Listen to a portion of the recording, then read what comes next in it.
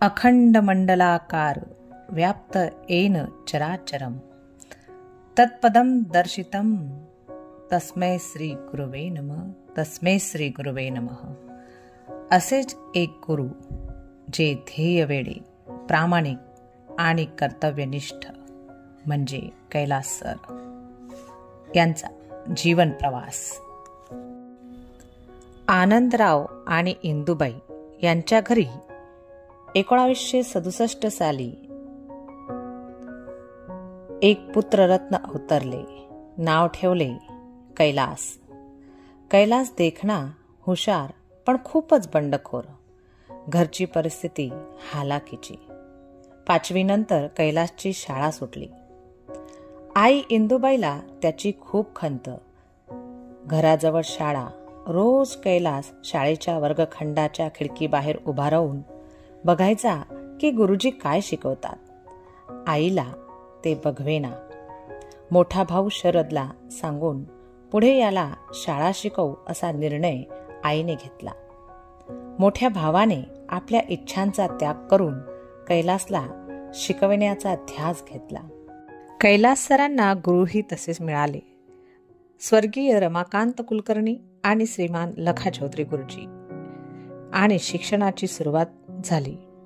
गुरु या शब्दाची महिमा अपार आहे. गु शब्दस्य अंधकारः, रू शब्दस्य निरोधितः.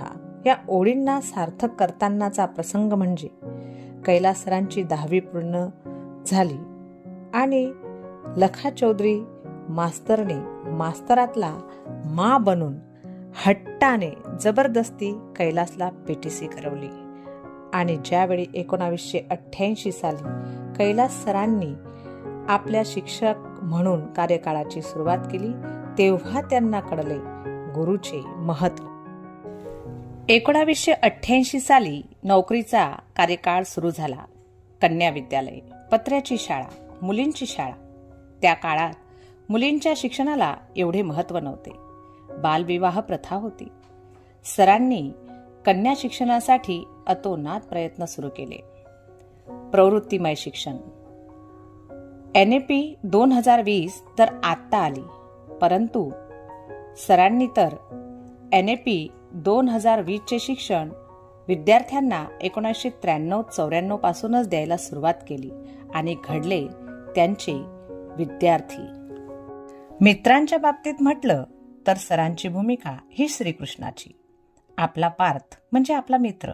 कितीही कठीण परिस्थितीत अडकला तर त्या परिस्थितीतून त्याला बाहेर आणणारच अशी घट्ट मैत्री आपल्या मित्रासोबत सरांची. 1991 साली मनीषाबाई यांच्याशी कैलास सरांची लग्नगाठ बांधली गेली.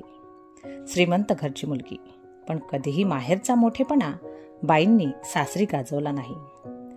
गृहलक्ष्मी म्हणून सौख्य, सौहार्द, सौजन्य, आनंद, सौभाग्य आणि समाधान या खुणांनी युक्त आणि परिपूर्ण अशा मनीषाबाईंनी संयुक्त परिवाराला आनंदाने स्वीकारलं आणि गृहलक्ष्मीच्या व्याख्येला सार्थक केलं. सरांच्या घरट्यात 3 चिमण पाखरं आहेत. श्वेता, प्रीती आणि अंकित.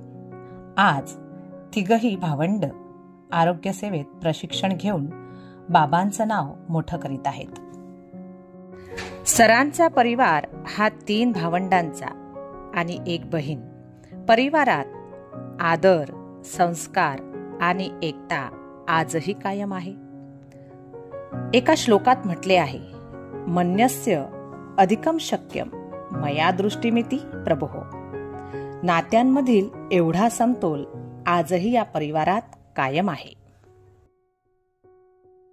सरांच्या सामाजिक कार्याविषयी सांगायचे म्हटले म्हणजे सरांनी आपल्या नोकरीच्या कार्यकाळात कन्या शिक्षणाला प्रवृत्त करण्यासाठी अतोनात प्रयत्न केले.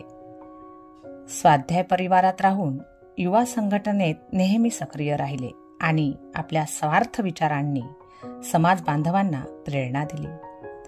आज भारत भारती या संस्थेत ते सक्रिय आहेत आणि अनेक सामाजिक कार्यांमध्ये सुद्धा सक्रिय आहेत. आता सुरू झाला त्यांच्या नोकरीच्या कार्यकाळाचा 20व्याचा प्रवास. पुन्हा एकदा ती शाळा बघावीशी वाटते. तो प्रवास करावासा वाटतो. त्या आठवणीत जगावंसं वाटतं. तर चला सर, जगून घ्या त्या आठवणी.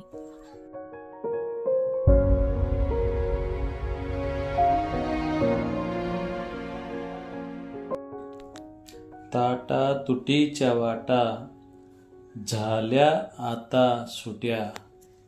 उरलेल्या क्षणांना झेलून घेतो आता. चला झेलून घेतो आता. आयुष्याच्या प्रवासाची सुरुवात झालेली माझी पहिली शाळा. माझी पहिली शाळा मी कशी विसरणार. चौकटीत उभारलेली ही माझी शाळा. माझी शाळा.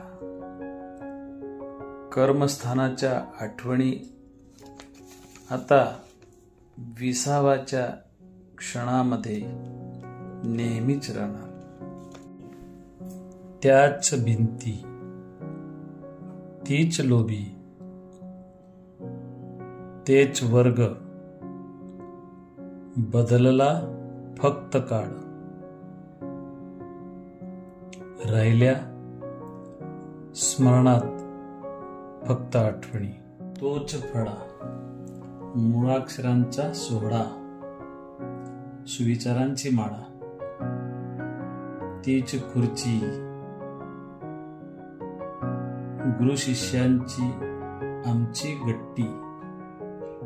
लाकडाच्या या पेटीत साठवलेल्या माझ्या आठवणी. टेबलावर पडलेली माझ्या विद्यार्थ्यांची हजेरी. अरे, 1993-94 ची हजेरी. 1993-94 ते 2025 पर्यंतचा माझा प्रवास. माझ्या शाळेतल्या पहिल्या बॅचच्या माझ्या मुली, माझ्या विद्यार्थिनी, त्या फुलराण्या. माझ्या फुलराण्या आता मोठ्या झाल्या असतील. अरे चा, ओहो, आश्चर्य, खरोखर आश्चर्यच आहे. ह्याच त्या फुलराण्या आज किती मोठ्या झाल्या. खरोखर किती मोठ्या झाल्या. पुन्हा वर्ग भरला. आठवणीतली शाळा आज या फुलराण्यांनी भरवली. ही माई, आमच्या वर्गाची पाणी मंत्री. हे माझ्या वर्गाचे मंत्रिमंडळ. हेच सर्व मंत्रिमंडळ आज वेगवेगळ्या पदांवर आरूढ आहे. कोणी शिक्षिका, कोणी परिचारिका, कोणी गृहिणी, तर कोणी बिझनेस वुमन. हे माझ्या कष्टाचे फळ आहे. माझ्या प्रयत्नांना मिळालेले यश. हे माझे अहोभाग्य आहे.